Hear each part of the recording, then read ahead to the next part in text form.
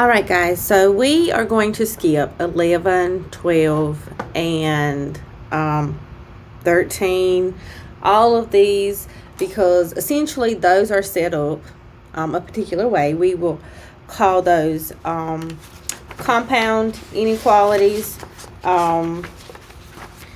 more specifically three-part compound inequalities. But the reason I'm skipping those is because down here,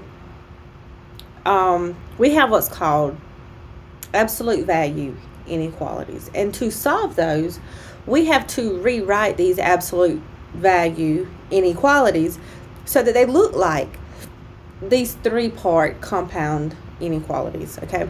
So in short, I am confident that if I show you guys some of these absolute value inequalities, then you can do those three-part compound inequalities no problem, okay?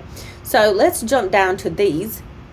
But before I do, I want to point out something that we need on our paper, and I don't know if I can highlight up here, but it says that if k is a real number and k is greater than 0, then the absolute value of k is equivalent to this. And I don't know if that will highlight for me. There we go.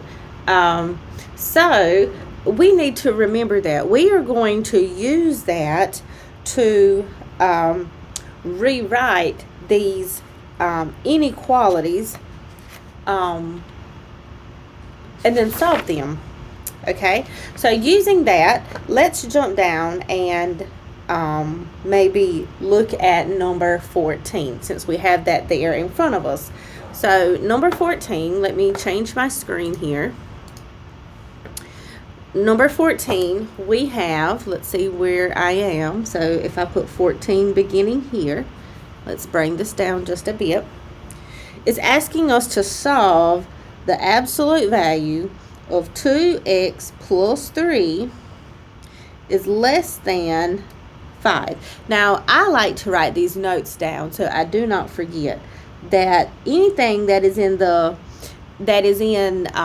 this form, as in the absolute value of k or u is less than k, and if you notice, I have my absolute value less than some number k that is the same form, then what I highlighted there in yellow says that I will rewrite this as this will become negative k is less than u, and u is less than k, right? So it becomes a three-part inequality. So I'm going to make those notes disappear for a second. There we go.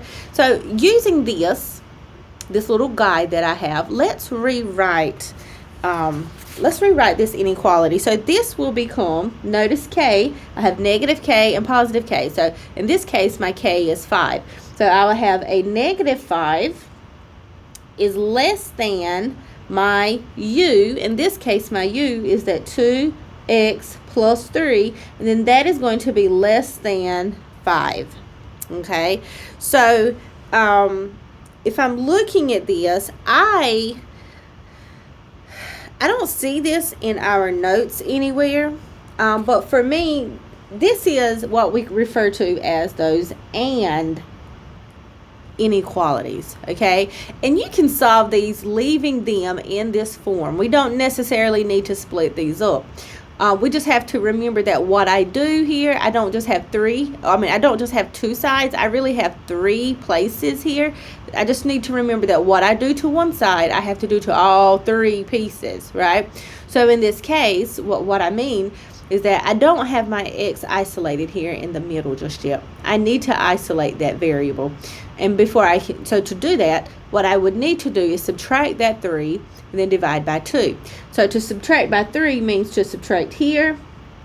Then I need to subtract on this side, and I need to also subtract on that side. So let's do one step at a time so we don't get confused. That will leave us with 2x, and then here I have 5 minus 3. That gives me 2. And over here I have that negative 5 minus 3, that leaves me with a negative 8, okay? So we're getting somewhere. So now I have 2x, but I just want the x. So the opposite of multiplying, I would say, would be dividing, right? So we would divide. The inverse operation would be to divide by that 2. So we're going to divide everything we have here by 2. And that will leave me with a negative 4 is less than x, which is less than 1. So there is my 3-part inequality. That is essentially my answer.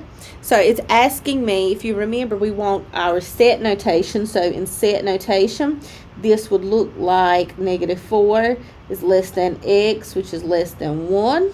Okay, then we want interval notation. So this is telling me that x is strictly between negative 4 and positive 1. And neither one of those endpoints, or those bounds, I like to say those outside numbers, neither one of those are actually included in the answer.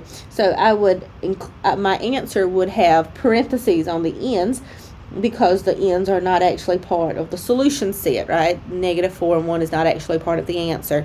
And then what would this look like graphed? So if I had a number line, my minimum number here would be at negative 4. My maximum number here would be at 1. Let's pick a different color.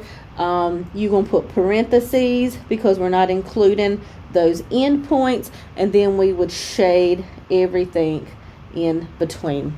And that is your answer for number 14.